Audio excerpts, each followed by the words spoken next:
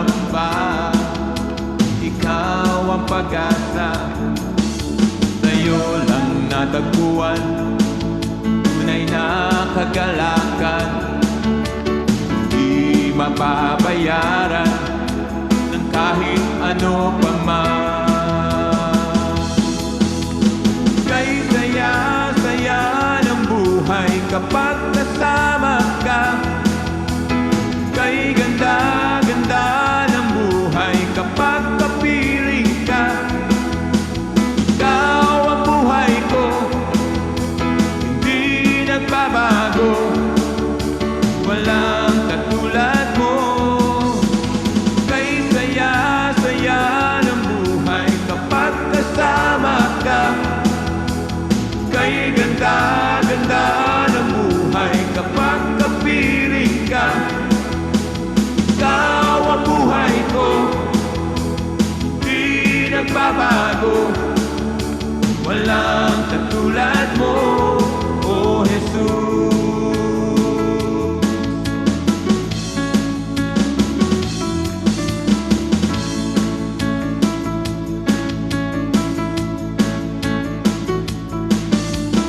Kay saya-saya, kay ganda-ganda.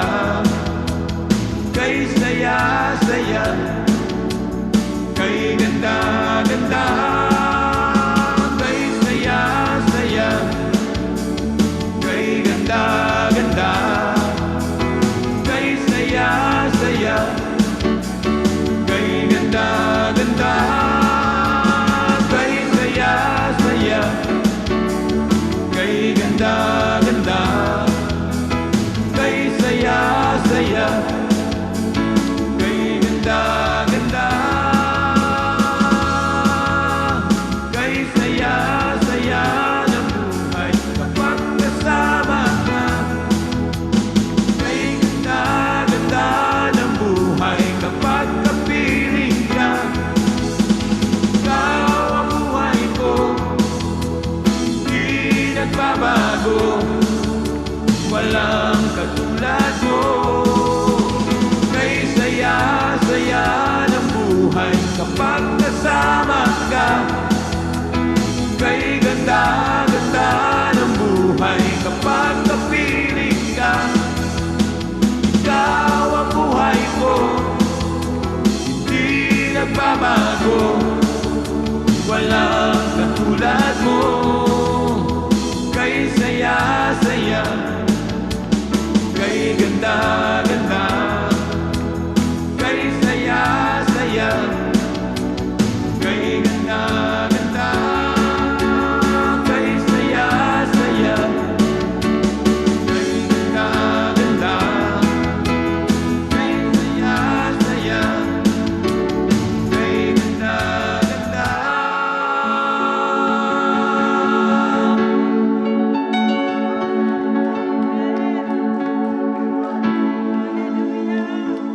Amen. Hallelujah. Tunay po, Panginoon, Ikaw ang aming kaligayahan. Hallelujah. Tunay po na masaya ang aming buhay kapag kami ay nasa iyong presensya, Panginoon. Hallelujah. O aming Diyos, Ikaw ay aming sinasamba. Pinupuri ang ngalan mo.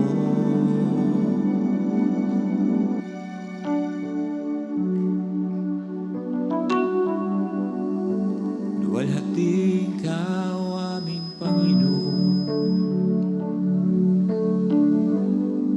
Sambahin ang ngalan mo.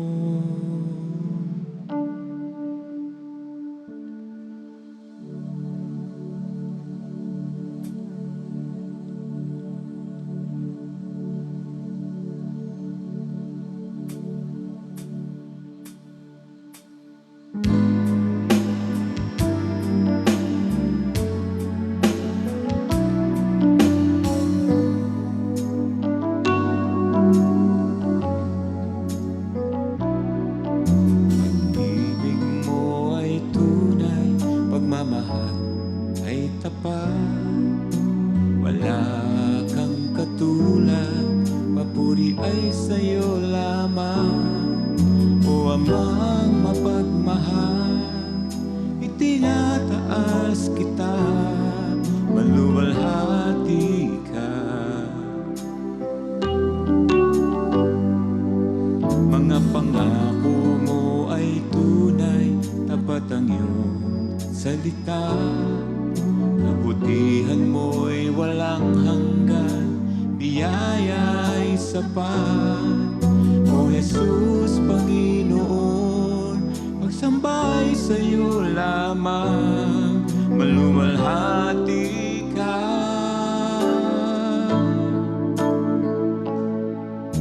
Ikaw ang tanging nais ng aking puso, wala nang ibigin na higit pa sa'yo. Ikaw lamang, O Jesus, ang pupurihin magpakailanman. Ikaw lamang.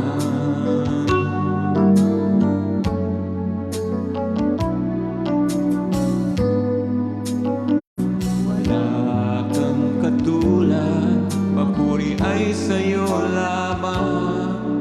O Amang mapagmahal, itinataas kita, maluwalhati ka.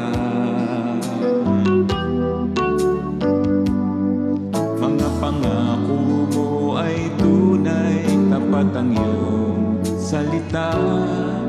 Kabutihan mo'y walang hanggan, biyaya ay sapat. O Jesus, Panginoon, pagsambay sa'yo lamang, maluwalhati ka.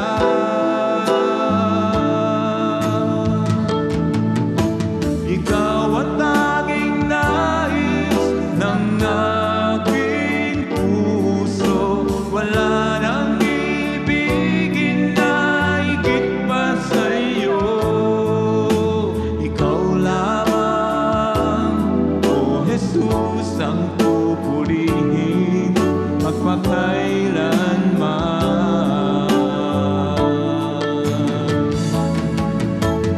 Ikaw ang tanging nais ng aking puso, wala nang ibigin na higit pa sa'yo. Ikaw lamang, O Jesus, ang pupurihin magpakailanman. Ikaw lamang.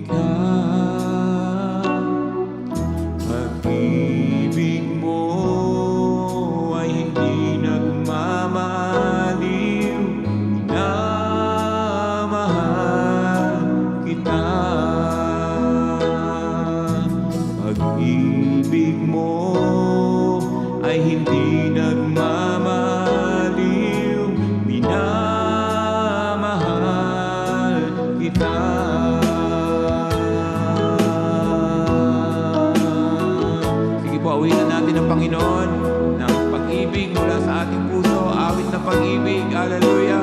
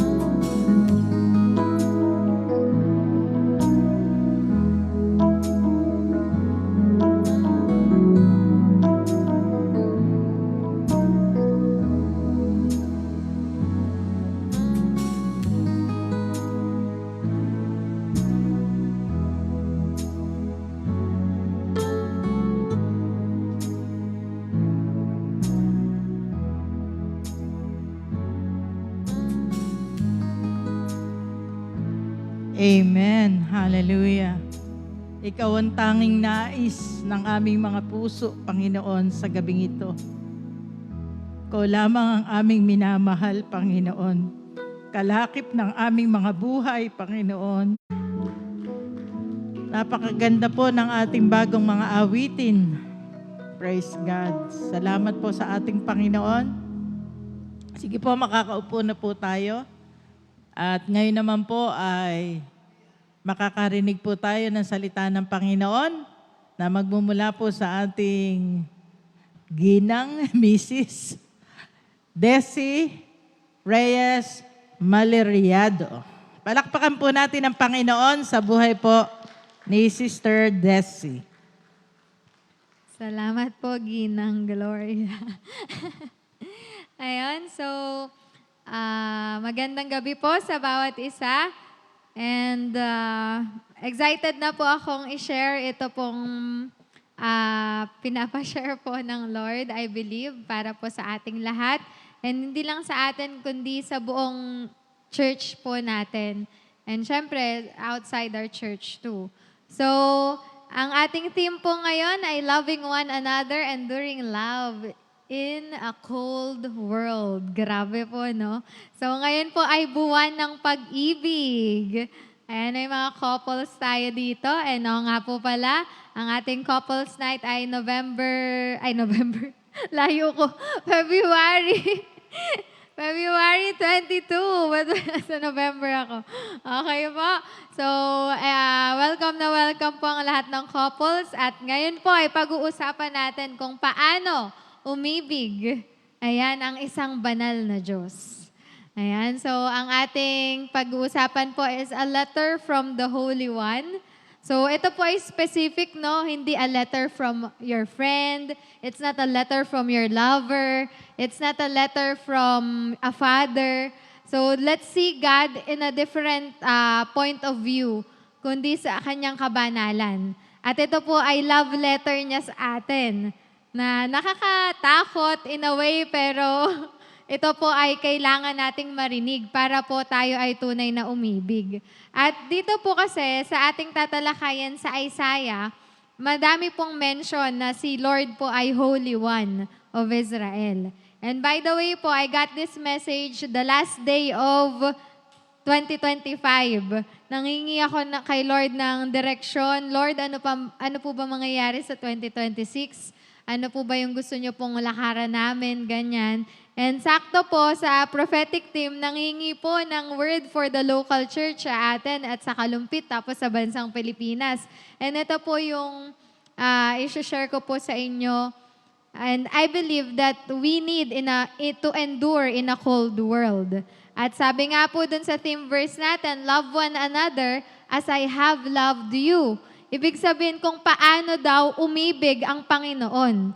So ito po, makikita natin paano umibig ang isang banal na Diyos. So basahin po natin, sabi po sa Isaiah 1:21-28, tignan ninyo ang lungsod ng Jerusalem. Matapat ito noon, pero ngayon para ng babaeng bayaran. Dati mga taong matuwid ang mga nakitira rito, pero ngayon ay mga mamamatay tao. Jerusalem, dati mahalaga ka tulad ng pilak, pero ngayon ay wala ka ng silbi. Noon para kang mamahaling alak, pero ngayon ay para ka ng alak na may halong tubig.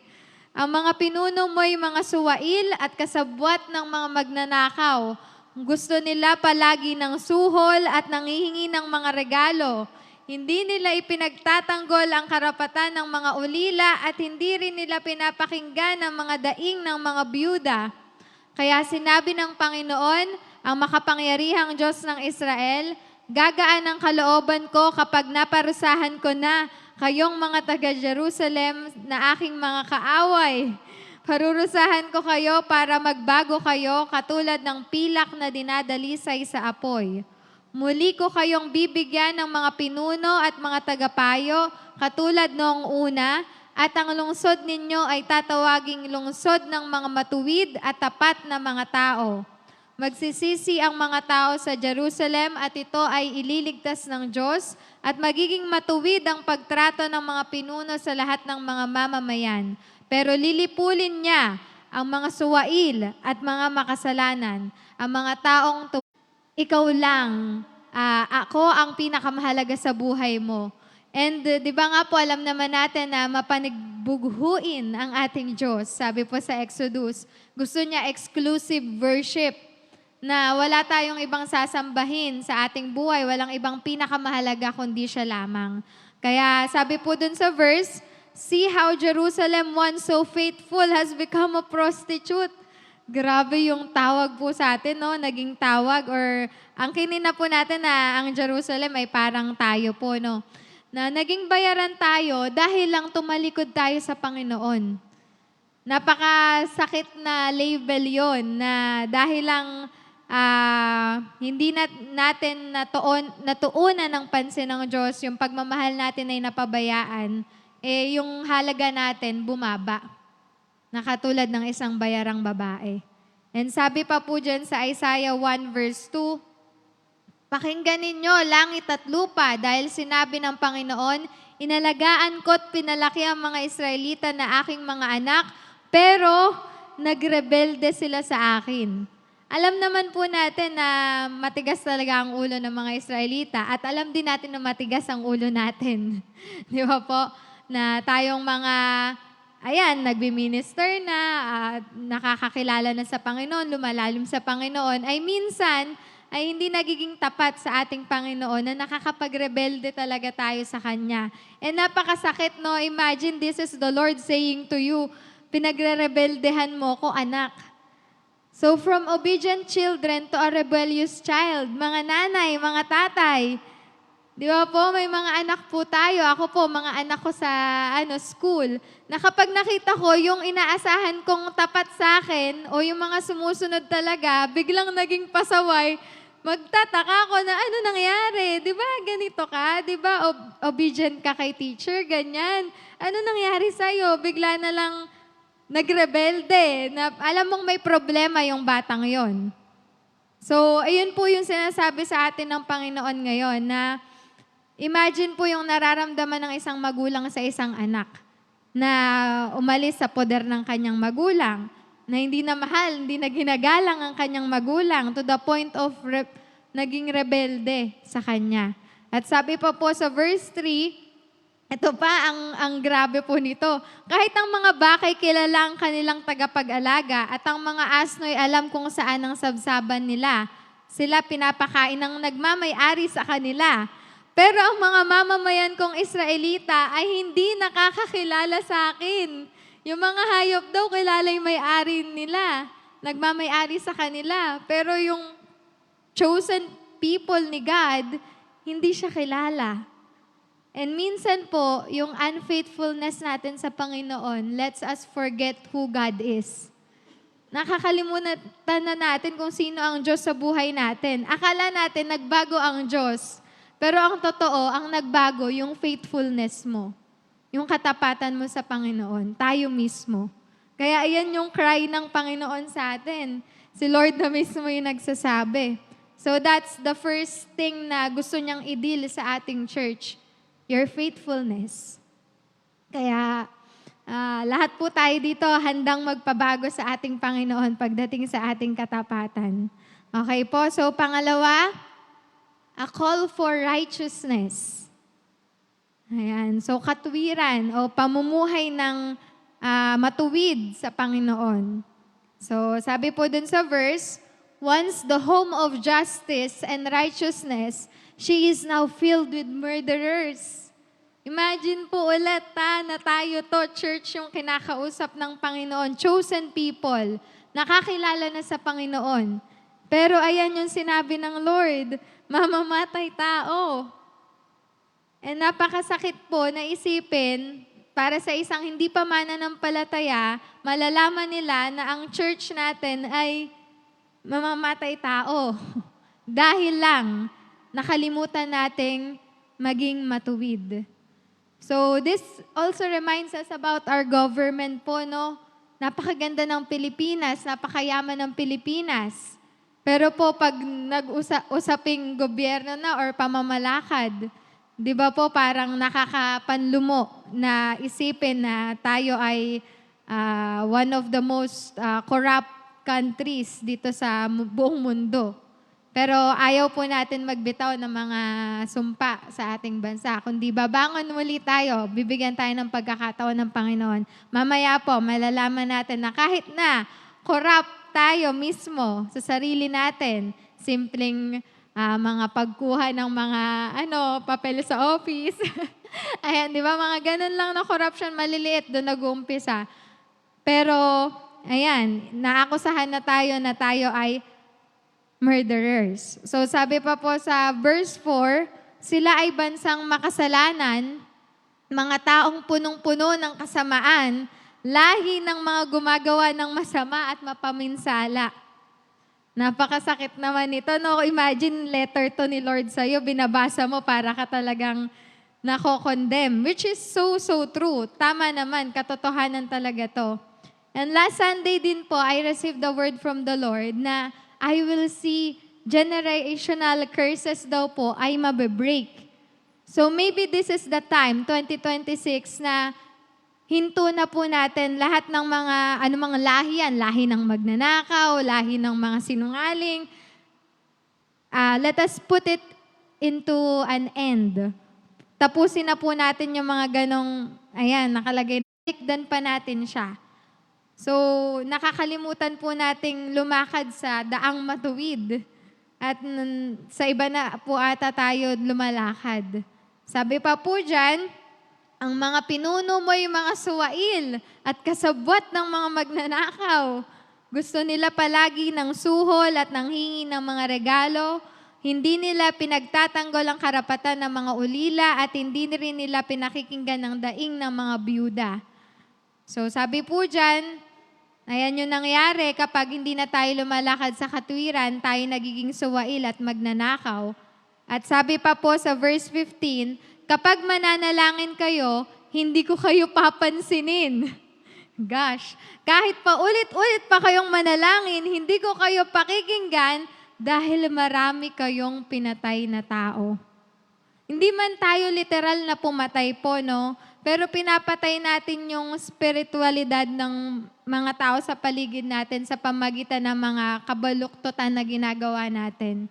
Then, kanina, prostitute, nung call ni Lord ay faithfulness, ngayon naman sa katwiran, tinawag naman tayong mamamatay tao pag nakakalimutan natin lumakad sa katwiran dahil pinipili nating gawin ang mali. So, ikatlo po, panghuli na gusto sa ating iparating ng Panginoon sa Kanya bilang isang banal na Diyos is a call for purity. So, faithfulness, gusto ni Lord ng katapatan mo.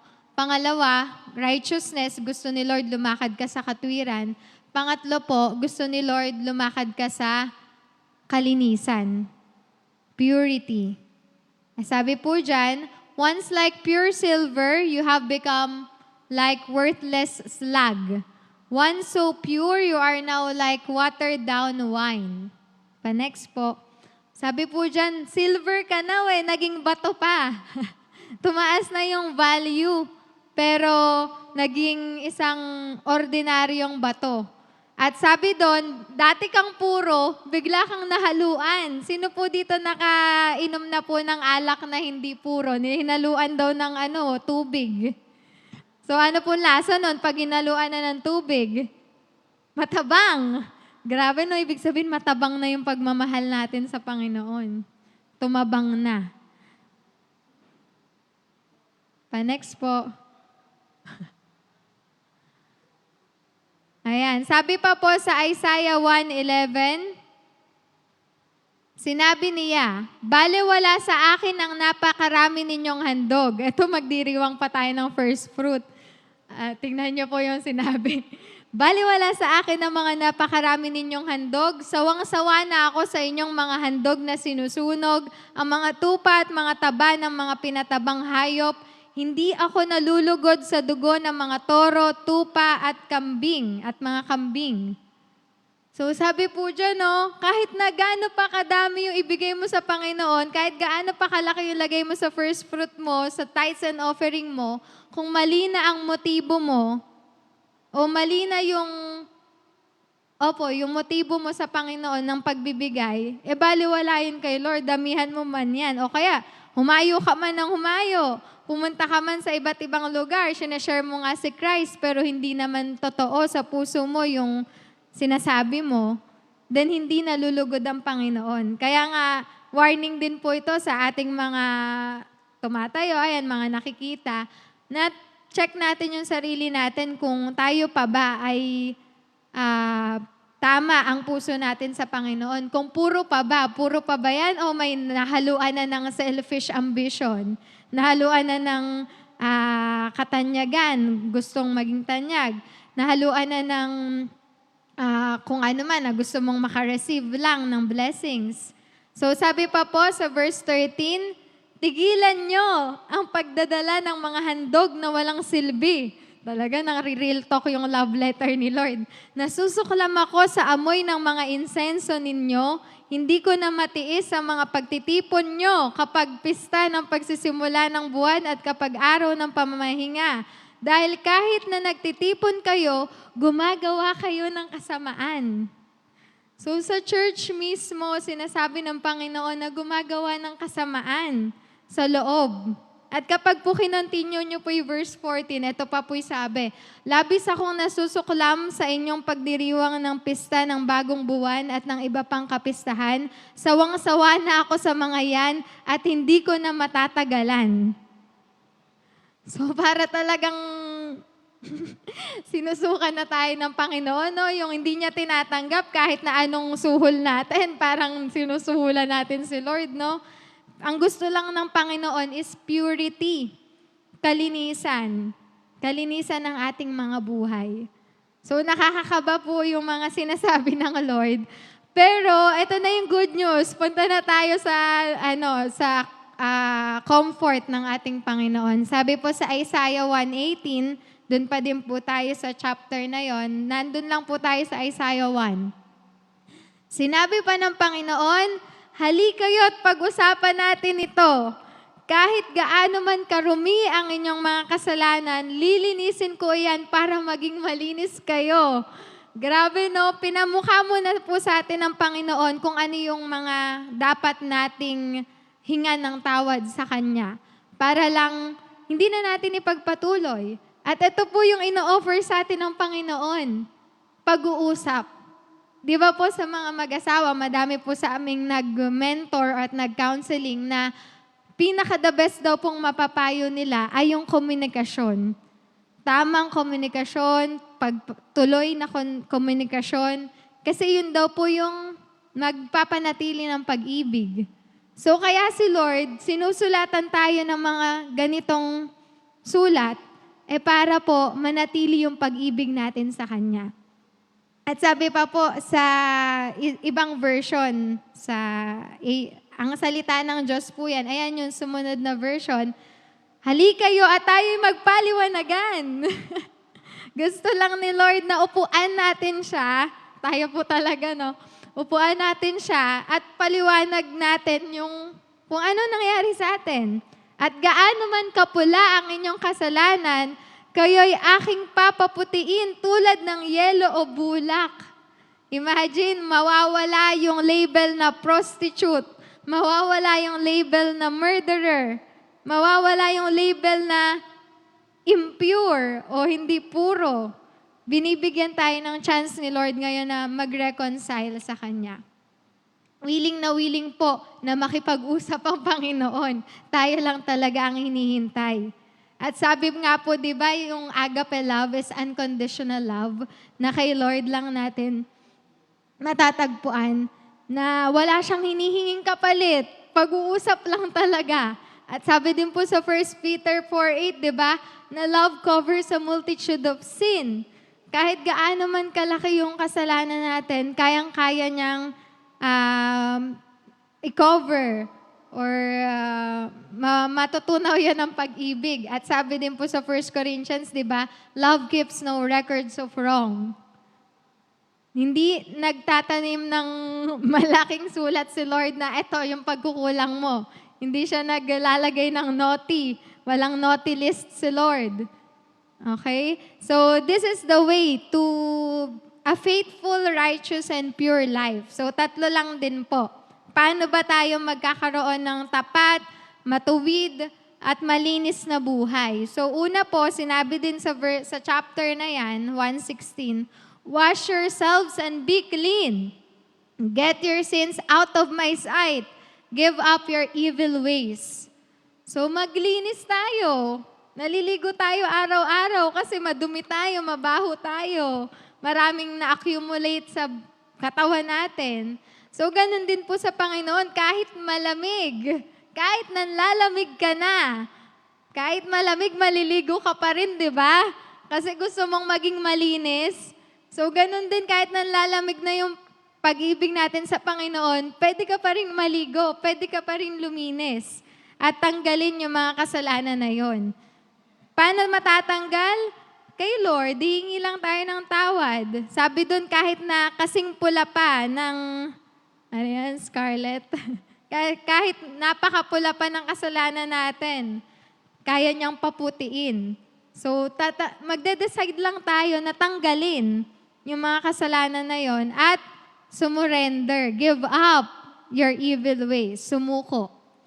So, yun po yung ginagawa natin. Bakit tayo nagsusoaking night? Kasi gusto nating magpalinis sa Panginoon. Gusto nating bumabad kasi madumi na. Di ba? Kaya po nagbababad yung mga nanay dyan, nagbababad ng mga damit. Kasi sobrang dumi na. Kailangan mo ng babaran. Ibabad bago labahan para maging clean talaga. So, another thing po, so that's number 1, maglinis tayo. Pangalawa, learn to do good. Sabi po sa verse 17, seek justice, help the oppressed, defend the cause of orphans, fight for the rights of widows. So, syempre, malinis ka na, ipamahagi mo na yung kalinisang natanggap mo, yung pagpapatawad na nakuha mo sa Panginoon. It's time for you to share good works to other people. Bakit po laging naka-highlight yung mga oppressed, tsaka yung mga orphans, yung mga widows? Sila yung maliliit na tao po. Sila yung mga neglected na tao. Minsan kasi, kaya hindi tayo nagiging righteous sa paningin ng Panginoon kasi yung mga important people lang yung napagtutuunan natin ng pansin. And again, yung call ng Panginoon ay para din sa mga may hirap, para sa mga walang-wala, hindi dun sa meron tayong makukuha. So yun yung sinasabi ng Panginoon, to do good, not just sa piling tao, pero pati na rin sa maliliit na tao, na hindi tayo magiging bias. Ganun yung righteous na tao, ibig sabihin lahat okay or full of just. Ayan, sabi pa po diba sa Romans 12 verse 1, do not be overcome by evil, but overcome evil with good. So kung wala po tayong ipapalit, naglinis na tayo, wala tayong ginagawa, baka bumalik na naman tayo sa kasamaan pag wala tayong ipinalit na mabuti. So kailangan po, maging habit natin yung paggawa ng mabuti at hindi tayo makikiisa dun sa impluensya ng mundo. Okay po? And panghuli po, sabi dyan, ang pangatlo, para po tayo ay mamuhay ng faithful, righteous, at pure, ay pagsunod. Number 3, if you will only obey me, you will have plenty to eat. Ayan, sino po nagugutom? Sino ang kulang ng pagkain? Ayan lang pala sagot sumunod ka sa Panginoon. Okay, but if you turn away and refuse to listen, meron pang a warning. You will be devoured by the sword of your enemies. I, the Lord, have spoken. So, ayan po yung gagawin natin. Sumunod ka lang sa Panginoon. Sumunod lang tayo, wag tayong tatalikod, wag tayong magre-rebelde, wag tayong lalayo. That's the only thing para po tayo ay magkaroon ng intimate relationship, good relationship with the Lord. And magpo-flow na po yun in loving others. And then, lastly po, sabi po dyan sa huli, ito yung mangyayari kapag po tayo ay naglinis, kapag tayo ay gumawa ng mabuti, at tayo ay sumunod sa Kanya. Ang panghuli po, sabi dyan sa 1:26, then I will give you good judges again, and wise counselor like you used to have. Ayan, may redemption na. May pagbabalik. Then Jerusalem will again be called the home of justice and faithful city. Sino na may miss dito na ang church natin dati ganito, ganyan. Di ba? Maraming kwento. Dati yung church natin ganito, ganyan. Pero ito lang po pala talaga yung susi. Kailangan natin bumalik sa Panginoon. Kailangan natin magpalinis. Then, we will see the effect. Ito po yung mangyayari.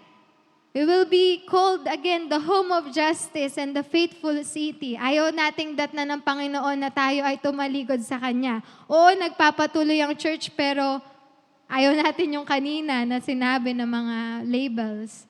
And then, sabi pa po sa 27, Zion will be restored by justice. Those who repent will be revived by righteousness. Wow! Grabe, magbalik loob ka lang sa Panginoon. Magiging matuwid ka na ulit. Mag-decide lang tayo, maghingi lang tayo ng kapatawaran at hindi na tayo babalik. Kailangan lang po talaga ng change of mind. And then, ang buhay natin ay babalik sa katwiran. Okay? Parang magkakaroon tayo ng renewal of contract, kumbaga. Another chance with the Lord. And then, ito na lang po yung last thing. But rebels and sinners will be completely destroyed, and those who desert the Lord will be consumed. So, binigay na ang letter na to ng Panginoon sa atin, at let's go back to Him. Let's be called again a home of justice, a faithful city, na hindi na tayo magiging rebellious towards the Lord. Hindi na tayo tatalikod, hindi na tayo magiging suwail, at tayo ay babalik na sa Kanya at magiging malinis, magiging matuwid, at magiging tapat sa Kanya hanggang dulo. Kaya may the Lord speak to us right now, and sa pagpapatuloy po nating pagsamba sa Panginoon, let's ask forgiveness. I-represent po natin ang ating church. Kahit na wala po ang lahat dito, pero I know we are the chosen people of God para po humingi ng tawad sa Kanya. The Lord is calling for repentance po. And nawa, isa po tayo na madatna ng Panginoon na humihingi ng tawad, nagre-represent, nagiging intercessor ng ating church, ng Kalumpit, at ng buong bansang Pilipinas. And we will see the effect. Kayang-kaya ulit baguhin ng Panginoon, i-restore ng Panginoon kung ano po'y nawala sa atin. Kaya let's pray po. Sige po, let's all stand up in reverence to God. Salamat po, Panginoon. Salamat, aming banal na Diyos. Pwede ka po naming tawagin na Ama. Sa kabila po ng mga kasalanan namin, Lord. Humingi po kami ng tawad, Lord, na kami po ay minsang nagrebelde sa iyo at hindi naging tapat, naging bayaran, Panginoon, naging suwail, at tumalikod, Lord, sa presensya mo. Hayaan mo, Panginoon, sa gabing ito, i-represent namin ang church namin, ang Kalumpit at ang bansang Pilipinas, Lord, na hindi na kami, Lord, aalis pa sa presensya mo. Gusto namin, Panginoon, na maging malinis muli. Hindi namin magagawa ito ng sarili lang namin. Tanggalin mo, Panginoon, yung mga makasarili naming plano. Tanggalin mo, Panginoon, ang mga maling motibo. Tanggalin mo, Panginoon, ang mga katigasan ng ulo. Tanggalin mo, Panginoon, ang mga masasamang kaisipan laban sa iyo, laban sa mga tao, Panginoon. At hinahayaan ka namin, aming banal na Diyos, aming makapangyarihang Diyos, na muli pumasok sa aming simbahan. Pumasok ka muli sa aming buhay. Pumasok ka sa aming mga puso't isipan. Search us, O God. Ikaw ang nakakaalam ng puso namin. Humingi po kami ng tawad, Lord, sa lahat ng mga hindi na ayon sa iyong kalooban. And kung meron pa, Panginoon, natitira na kataasan, Panginoon, ng aming pride, aming ego, Lord, pinapawasak na po namin to sa iyo. Ano man yung humahadlang, Lord, para mag-overflow ang presence mo sa lugar na to, wasakin mo ito, Panginoon. Sinusuko namin ang aming mga plano sa iyo. Sinusuko namin ang lahat ng kalooban namin sa iyo, Panginoon. Gusto ka naming maranasang muli. Gusto namin, Panginoon, nakatagpuin mo kami ulit dito sa tahanan mo. Na maging komportable ka, Panginoon, na manahan sa lugar na to. Na hindi mo kami isusuka, Lord. Hindi mo kami tatakwil. Kundi kami, Panginoon, palalagian mo. This is your dwelling place, God. So let us be worthy. Let us be righteous before you. Let us be pure and pleasing to you. We are asking this all in the name of our Lord Jesus Christ. Amen. Amen.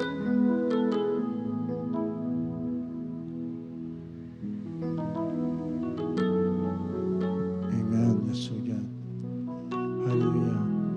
Isa po sa danger na pwede nating naranasan as church or as a Christian. Sa liwanag po ang mensahe natin narinig, kung ito tayo magpa-search sa Panginoon. Let's sing that song na tinutugtog ni Pastor Boyet. A pure heart, that's what we long for. Tuloy tayo magpaayos sa Panginoon before Him.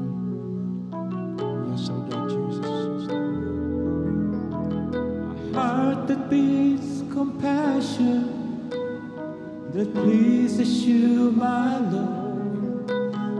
Sweet aroma of worship that rises to your throne. A pure heart, that's what I long for. A heart that follows on after thee. Pure heart, that's what I long for. A heart that follows on after thee. A heart that hides your word, so that sin will not come in. A heart that's undivided, but one you rule and reign. A heart that beats compassion, that pleases you, my Lord. A sweet aroma of worship that rises to your throne. A heart that hides your word, so that sin will not come in. A heart that's undivided, but one you rule and reign. A heart that beats compassion, that pleases you, my Lord. A sweet aroma of worship that rises to your throne. A sweet aroma of worship that rises to your throne. Yes, Jesus, O God. Hallelujah.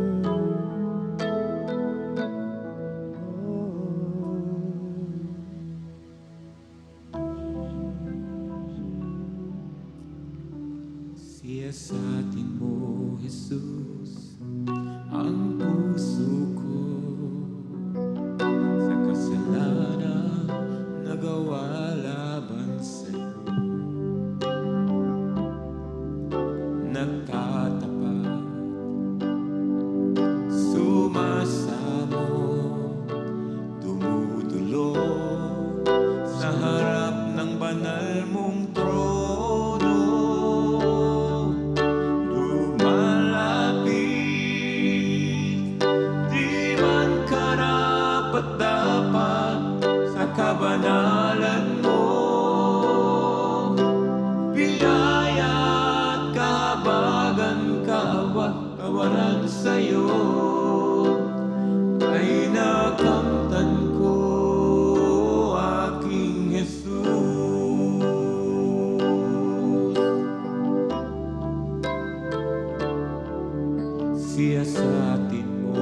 Jesus, ang puso ko sa kasalanang nagawa laban sa'yo.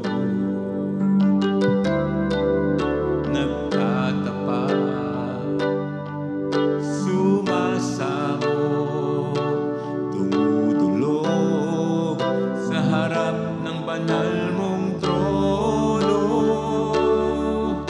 Lumalapit, di man karapat-dapat sa kabanalan mo. Biyaya't kawan, kapatawaran sa'yo ay nakamtan ko, o aking Jesus.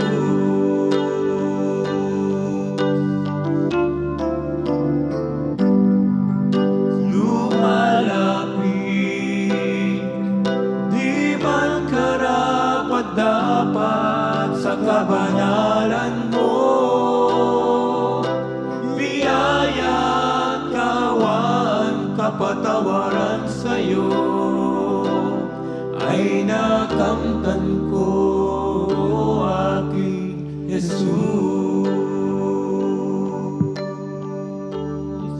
Yes, oh God, yes, Jesus. Yes, Lord Jesus.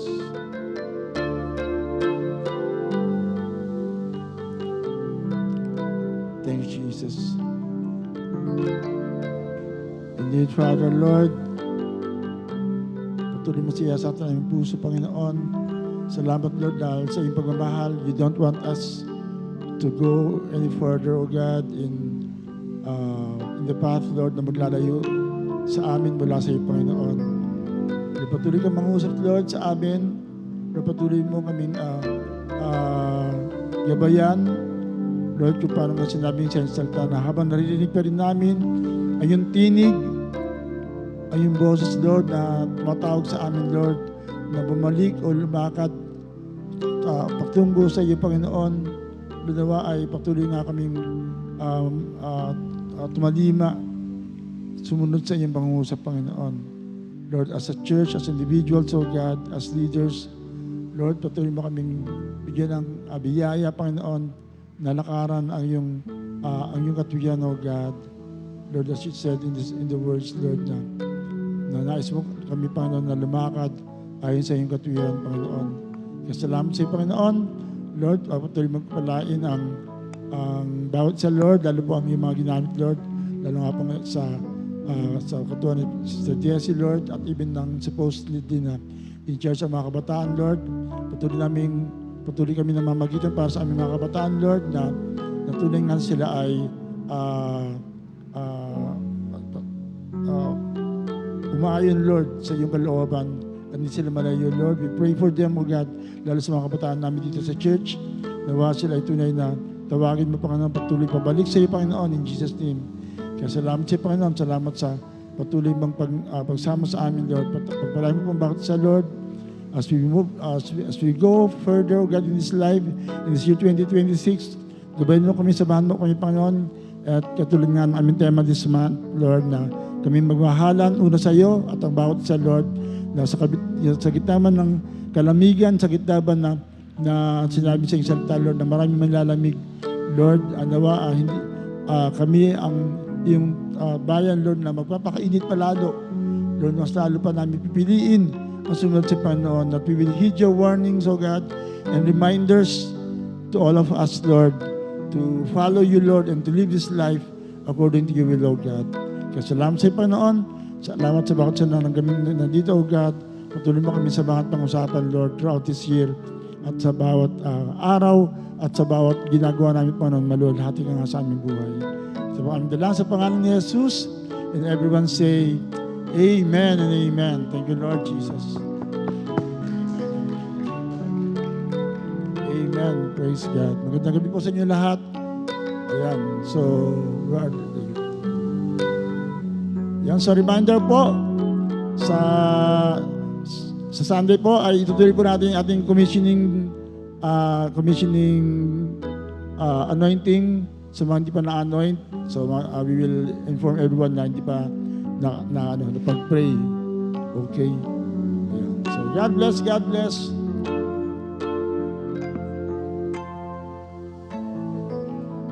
Picture. Yan, nasaan na mga youth?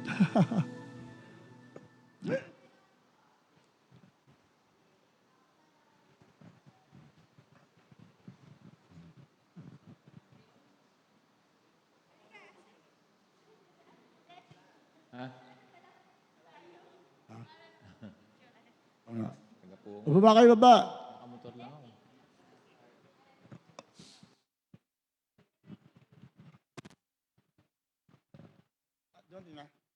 Apo, dumating na po. Hindi ko pa alam po na ano po dito. Hindi ko po nakakuha sa Ayan na.